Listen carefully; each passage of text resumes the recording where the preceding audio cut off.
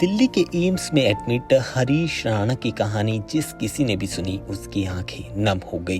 पहली बार देश में किसी शख्स को एक बड़े अस्पताल के अंदर आईसीयू बेड पर रखा गया, वो भी इच्छा मृत्यु के लिए। दरअसल इस पूरे वार्ड के बाहर की बात करें तो यहाँ पर सन्नाटा पसरा है और वार्ड के अंदर मशीनों की बीप की आवाज आ रही है। बेड नंबर 12 पर लेटा 32 साल का हरीश राणा अपनी जिंदगी के सबसे कठिन दौर में है। ये कहानी सिर्फ हरीश राणा या फिर एक मरीज की नहीं, बल्कि ये कहानी है विज्ञान की। ये कहानी है परिवार की बेबसी की और उस उम्मीद की जो कि मौत के बाद भी जिंदा रहती है।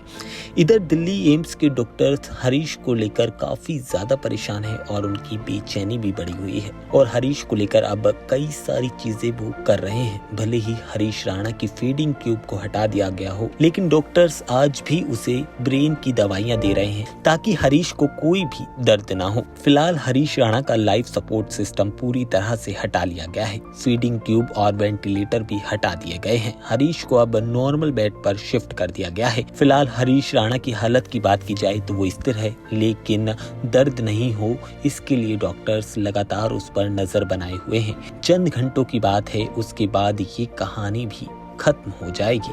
दरअसल पूरी डॉक्टर्स की जो टीम है वो अब उनकी कंडीशन पर अपनी गहरी नजर रखे हुए है।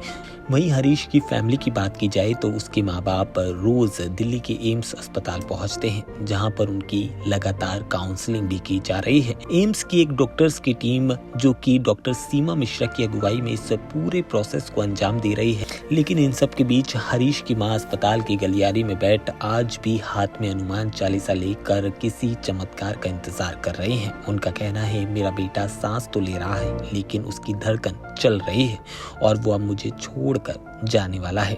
ये कहानी सिर्फ हरीश राणा की नहीं बल्कि हजारों ऐसे लोगों की है जिनके लिए सूरज उम्मीदें लेके निकलता है और ना उम्मीदें लेकर डूब जाता है। रिपोर्ट्स की माने तो हरीश के पास अब चंद घंटे बचे हैं और उसके बाद वो दुनिया को हमेशा के लिए अलविदा कह देगा।